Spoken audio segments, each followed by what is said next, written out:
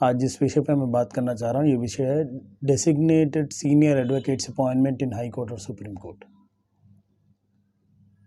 तो what are the procedure और the rules that are to be followed while appointment as a designated senior advocates in high court और supreme court. तो इस विषय पे कई सुप्रीम कोर्ट में रिट्स भी फाइल किए गए हैं। तो मेन कारण क्या है इस विषय पे बात करने का, चर्चा का विषय ये है कि डेसिग्नेटेड सीनियर एडवोकेट्स अपॉइंट करने के लिए रूल्स क्या फॉलो करना है या तो प्रोसीजर क्या है। तो जब अपन एक एप्लीकेशन फाइल करते हैं, notification has to be issued by high court और सुप्रीम कोर्ट। वो लोग नोटिफिकेशन इशू करें तो the rules that has to be framed और followed by supreme court, high court is clearly visual to everyone. और जब वो नोटिफिकेशन देते हैं एक पर्टिकुलर डे, तो वहाँ call for application from the aspirants बोल के लगाते हैं। वो फॉर्मेट रहता है एप्लीकेशन का, जिसमें मेन विषय आके सीनियरिटी ऑफ एडवोकेट और दूसरा क्लॉज क्या है, कितने केसेस रिपोर्टेड है उनके नाम पे और उनका पर्सनल स्टैंडिंग क्या है और कितने साल से प्रैक्टिस में है, उनके पास अपना खुद का फाइलिंग कितना है, और ये छोड़ के और भी कई पॉइंट्स हैं जिसको बेस करते हुए मार्क्स दिया जाता है। तो ईच हेड पे एक मार्क रहता है।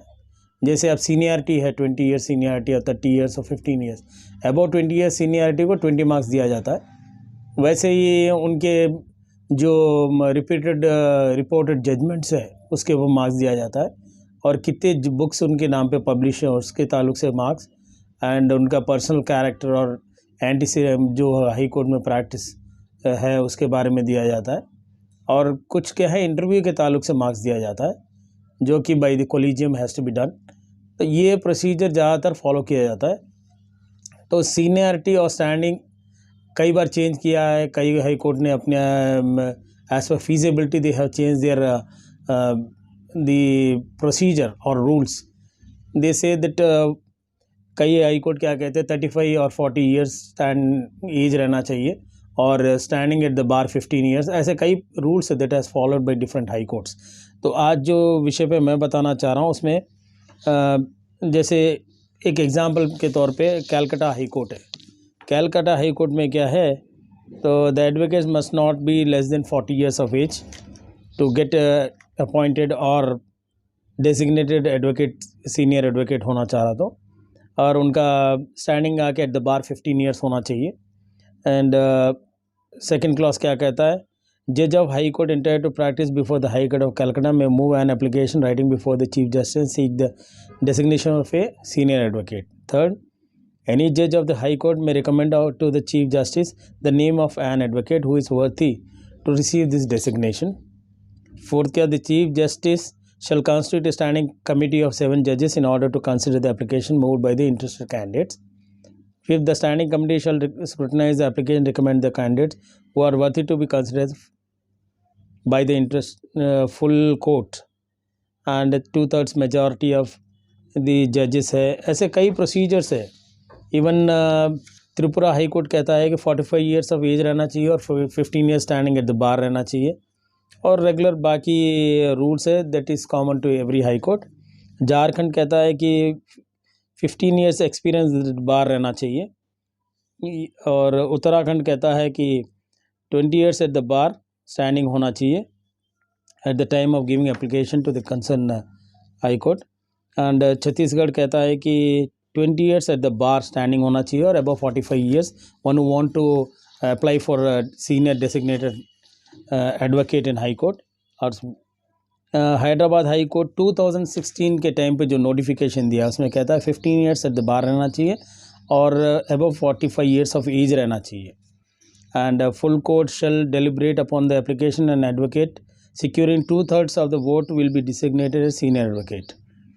The method of voting by the casting of secret ballots. The advocate must have a net annual taxable income which is not less than 10 lakhs per annum for 3 years. applicants seeking designation shall move by at least 3 senior advocate practicing before the high court. ये जो procedure मैंने बताया different high courts का, ये 2016 से पहले का है। तो 2017 में जो रिट पिटीशन फाइल किया गया है Indira Jaising versus supreme court of India through secretary general and others, ये जजमेंट के बाद थोड़े चेंजेस किए गए हैं। या procedure is little bit changed while considering the application. तो ये सीनियर डेसिग्नेटेड एडवोकेट्स जो है वो अपने नाम पे कोई भी फाइलिंग नहीं कर सकते हैं, ये ऐसा रूल है। एंड ये ज़्यादातर कोर्ट्स में डिफरेंट वेज और व्यूज़ है। इसके लिए क्या है, always been a question of debate between the advocates that what should be the procedure or rules followed by the High Court or Supreme Court while considering application for getting appointed as designated advocate, senior advocates in High Court. So several people have challenged that petition before the Supreme Court. Still today that subject is debatable between the advocates, and sometimes it so happens the people will ask that social justice is not considered while getting appointed of senior designated advocates. Reason is designated senior advocates रहने दीजिए, कुछ भी रहने दीजिए, always judges appointment और GPs AGPs जो भी है, always there been a debate between the advocates that social justice has to be followed.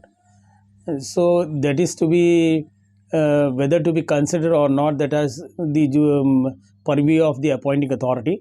But still the debate is between whether what is should be the seniority, one who want to get elevated as designated senior advocate, or what is the limitation for the age, or what whether the this social justice clause has to be taken into account, or SC ST reservation, or all these things are till this day it's under the debate of advocate community.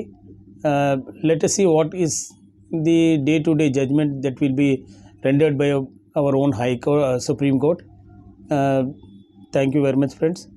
आज का जो विषय था वो appointment of designated senior advocates in high courts. And अगर आपको ये video पसंद आया तो शेयर कीजिए, लाइक कीजिए और सब्सक्राइब कीजिए। मेरा